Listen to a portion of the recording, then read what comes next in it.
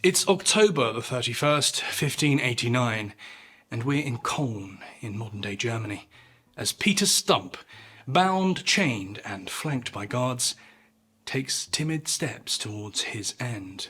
His body is already mangled and twisted. Days earlier, his sinews screaming after weeks of torture upon the rack, he'd finally cracked. Delirious from the pain and half mad, he gave the magistrates what they wanted. A series of damning confessions. And now, here he is, at the site of his execution, ready for it all to be over.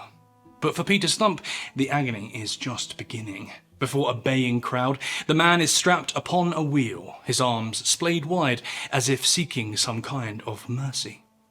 And there will be none. First, it's the red-hot pincers. The execution team methodically plunge the instrument into Peter's body, removing pieces of the still-living flesh.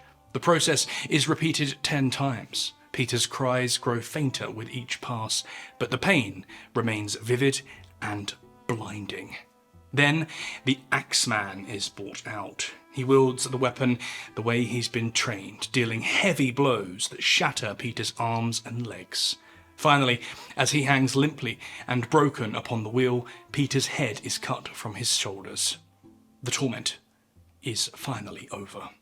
Peter's mistress, Catherine Trompin, and his daughter Sybil will both follow him into death today. They are flayed, strangled, then burned, their final death agonies underlining the severity of their supposed crimes. Peter's body will be burned too in time, but first it will be lofted above the city along with his severed head, a warning to anyone tempted to follow the same path. Beside that sorry specimen, a symbol of the monster Peter had become, a likeness of a wolf.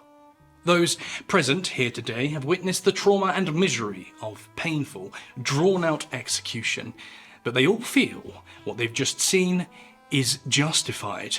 For Peter and Catherine were not human beings, not children of God, but instead werewolves, the spawn of Satan.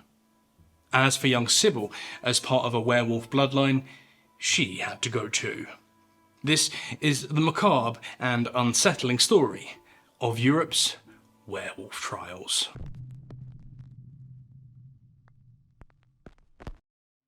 By the 16th century, Europe was changing. Technological, social, and economic reforms moved the continent away from the medieval period and into the early modern, bringing about a time of relative prosperity. Voyages of discovery and plunder to the Americas greatly expanded Europe's worldview. Meanwhile, the fermenting Enlightenment offered new ways to consider and explain these broadening horizons. But some things had not changed. At the root of everything was religion, just as it always had been.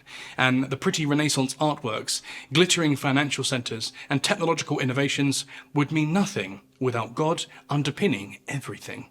That age-old battle between holy goodness and satanic evil remained.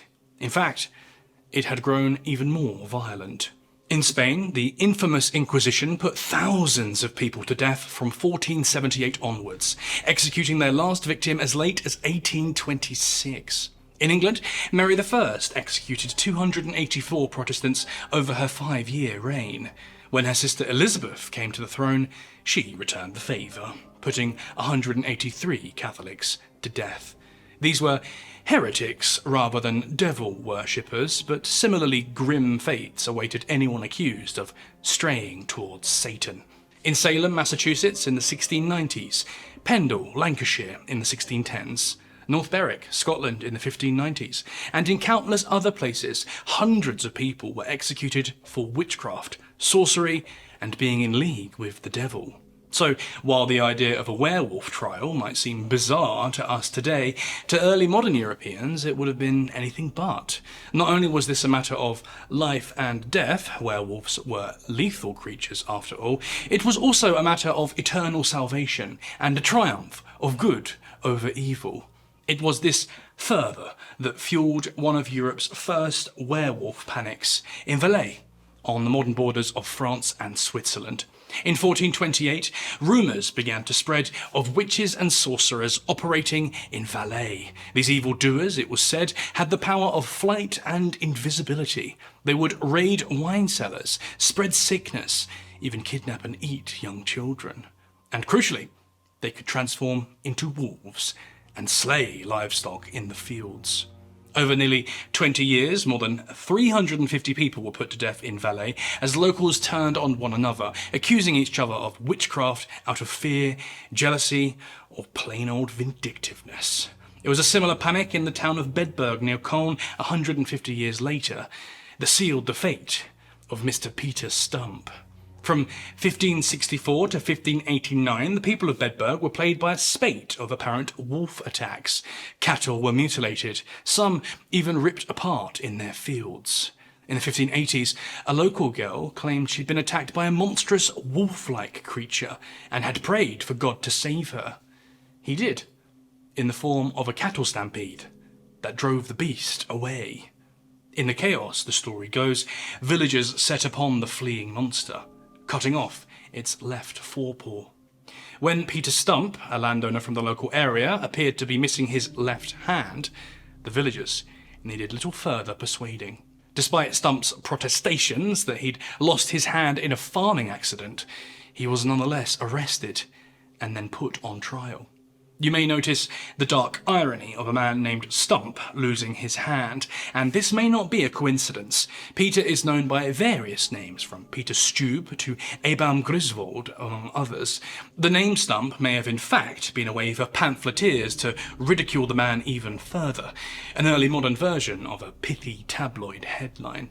With Stump in custody, the charges began to mount up. Not only was he accused of mutilating local livestock, he was also charged with a number of murders. Supposedly, he'd killed 16 people, including 13 children. He'd consumed the flesh of his victims, had incestual relations with his own daughter, and eviscerated pregnant women. In the words of a pamphlet produced around the time, Stump would rip children out of their wombs in most bloody and savage sort, and after eat their hearts panting hot and raw, which he accounted dainty morsels, and best agreeing to his appetite.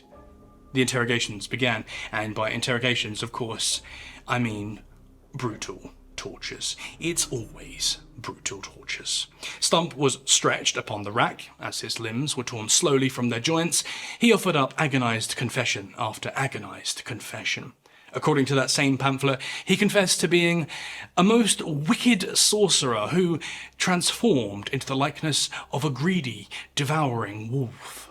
This all began at age 12, Peter said, when the devil had appeared before him, offering him the gift of a belt. It was this belt that enabled him to shift forms, turning into a diabolical wolfman. In this form, he murdered 16 people, forced himself on several young women, and even impregnated his own daughter. These confessions were all very pleasing for the magistrates overseeing the investigation. But there was a problem in the case. Where was that magical belt? A bit more torture, however, would soon put the problem right. Stump offered an addendum to his confession. He'd simply sent the belt back to the devil when he was caught, and that was that sorted. Still, some in Bedburg did not believe Stump could have done this. He was familiar to the villagers, and there'd been great sympathy for him when his wife and son passed away a few years earlier. Some of that sympathy remained, so the magistrates got back to work. Another confession. Apparently it was Stump himself who'd murdered his son after luring him into nearby woodland. Not only did Stump slay his son, but also ate the brains out of his head to staunch his greedy appetite. And that final confession sealed the deal. Stump had to die, along with his mistress, Catherine. As for daughter Sybil, rather than being a victim of her father's violent, incestuous advances, she was seen also to be in league with the devil, and would have to share her father's fate. The grisly fate of Peter, Catherine and Sybil is perhaps the most high-profile of the werewolf trials, but it was far from the only one. A wave of werewolf panics was spreading across Europe, lasting into the next century and even beyond. In Douai, France, rising anxiety over the presence of a werewolf led to a parliamentary edict. Ordinary people were asked to assemble armed with clubs, halberds, pikes, arquebuses and other cudgels to hunt down the named werewolves where they might find, catch, shoot or kill them. One of these vigilante groups arrested a man named Charles Garnier, who was living a meagre existence deep in the forest.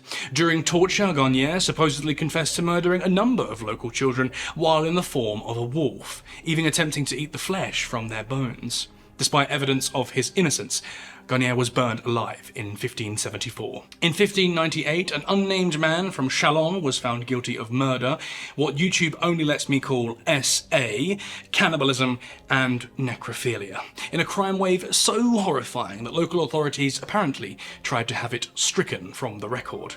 Known as the Demon Tailor and the Werewolf of Chalon, the man was burned at the stake in front of a large crowd.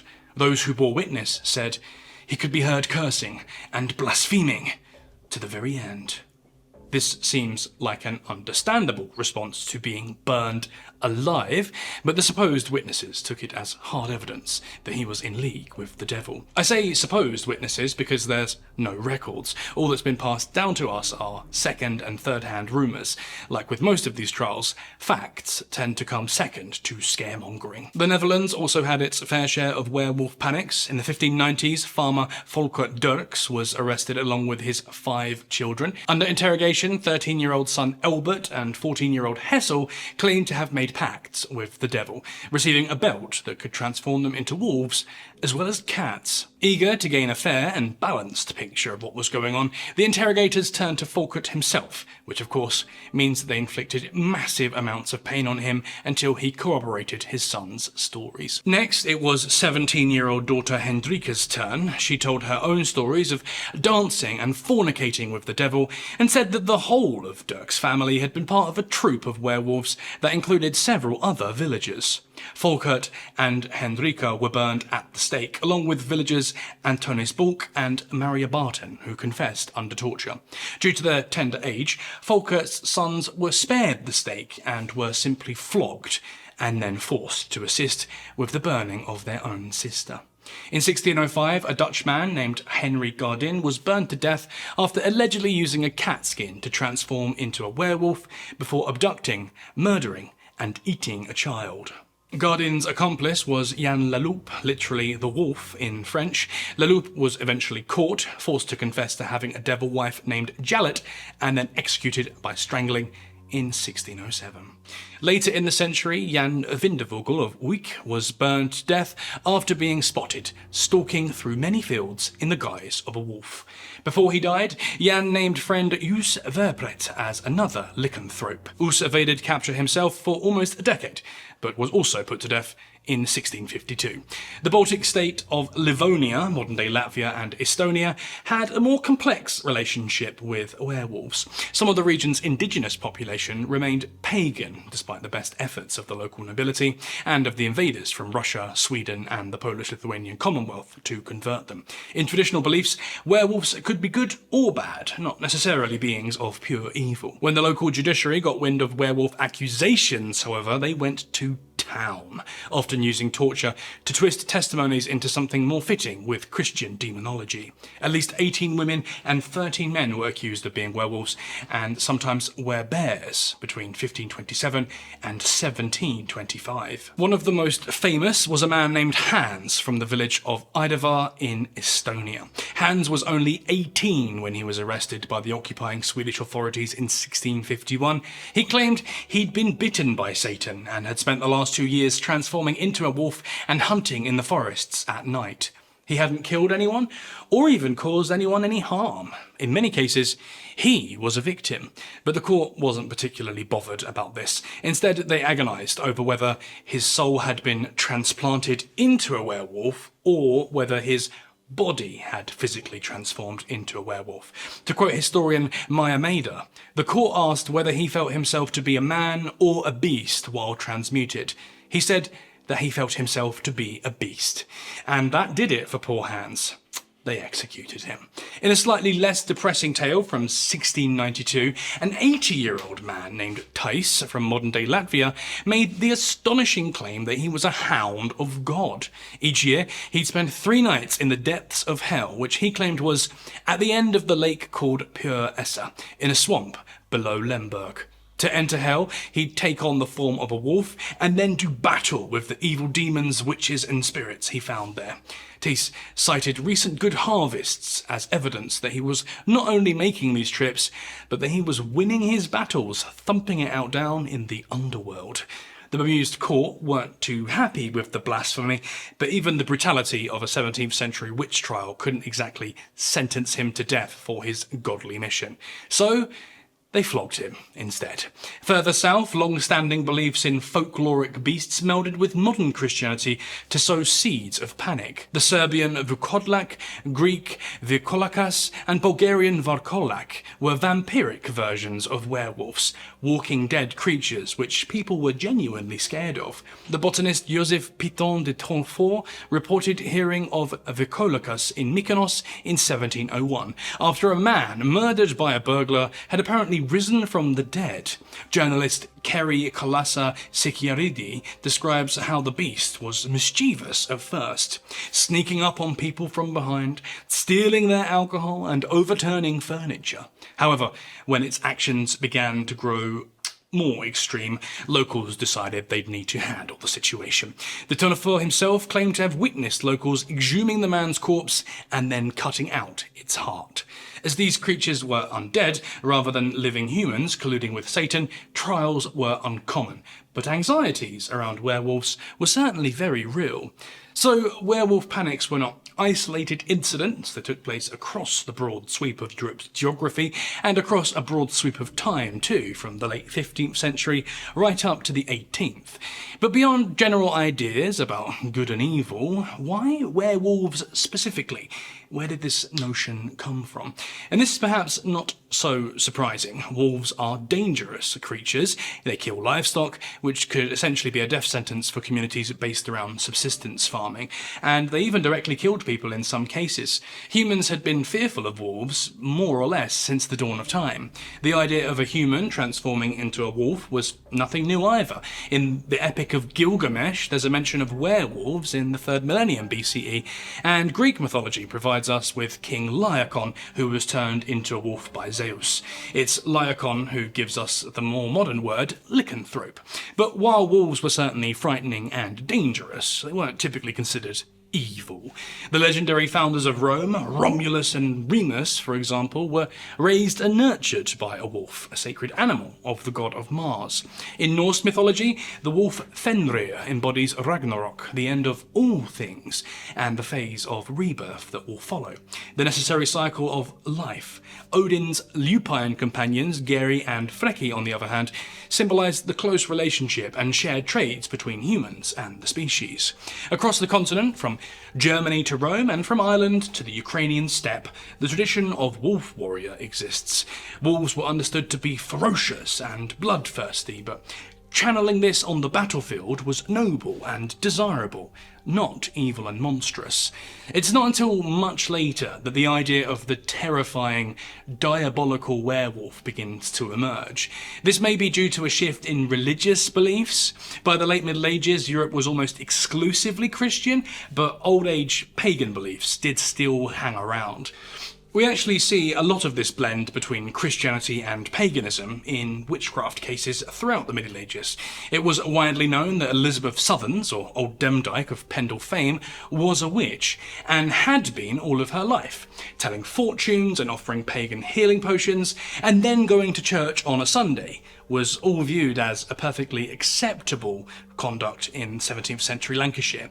It wasn't until a pendler suffered a sudden stroke after an altercation with Southern's granddaughter that the accusations of satanic evil started flying and the hangings started. For governmental authorities and for the church, the idea of Christianity and paganism existing side by side was not a very appealing one, and so stirring up witch and werewolf panics may have actually been a solution. Over time, these old ideas were completely repackaged into a shorthand for ungodliness, or just plain evil. There may have been other factors involved, of course. While werewolf trials took place across Europe, all the locations shared something in common. All had extensive wolf populations during the period. Wolf attacks would have been very real and very frightening. If attacks grew too frequent or too damaging to local communities, fear may have begun to spread, leading to accusations of more powerful forces at play. An existing fear of wolves evolved into something more fanatical and far more destructive. This is probably why there are no recorded werewolf trials in Britain. The creatures had been hunted almost to extinction by 1500. Instead, Britain focused more on humanoid witches. In some cases, the accused may have been actual murderers. Peter Stump, Jules Gonnier, and the werewolf of Chalon were all accused of some pretty horrific crimes. If we take the accusations at face value and say that the accused were guilty, claims of werewolfery may have helped to explain or amplify the horror of their crimes. Or the accusations might have been a way to secure a heavier and more gruesome penalty for those deemed to deserve it. But there's also some good old-fashioned human psychology to consider. Across the continent, we see copycat accusations and trials, as word began to spread and the idea of the werewolf becoming increasingly popular.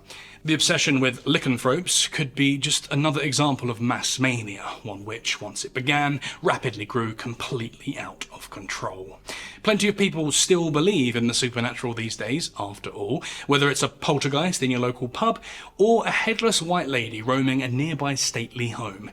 Ghost stories are found everywhere. There are cryptids reported around the world too, and ley lines, and premonitions of the future, and doppelgangers, and all manner of other eerie phenomena. But werewolves, not so much. At some point towards the end of the 18th century, the idea of the werewolf began to fade. But not completely. In 1972, just 50 years ago, children in the Swedish town of Trelleborg were apparently terrorised by werewolf-like creatures that stalked the streets. For researcher Tommy Kusela, the fanciful, childish stories were given a platform in the local press, whipping the public into a frenzy. By the time the panic had spread to the Stockholm suburb of Jakobsberg, the press reports were growing increasingly extreme. Kusela's research uncovered this particularly fear-mongering headline: 3 school children killed, a teacher attacked, and a woman beaten senseless in her cellar. If this had been true, if residents were being literally murdered by werewolves, then there would have been bodies, a massive government response, and global press attention. Instead, there were none of these things. There were just a few local news articles, perhaps written by reporters experiencing a slow news day. The case was quickly forgotten. But the following year, another panic. This time an 11-year-old boy claimed to have encountered a mummified corpse, bandaged, reanimated, and stalking the streets of Stockholm. Once again, reporters picked up the story, ran with it, everyone got scared, and then something else came along and people just got back on with their lives. These are not werewolf panics in the early modern sense. There was no trial, no baying for blood, no one got burned at the stake, thank goodness, and they were all over in a matter of days rather than several hundred years. But they do show us what can happen when the idea takes hold, panic sets in, and rumours start flying. Throw in a hefty dose of religious fervour and the genuine fear of Satan and black magic that pervaded in the early modern period, and suddenly, those werewolf trials don't quite seem so silly after all.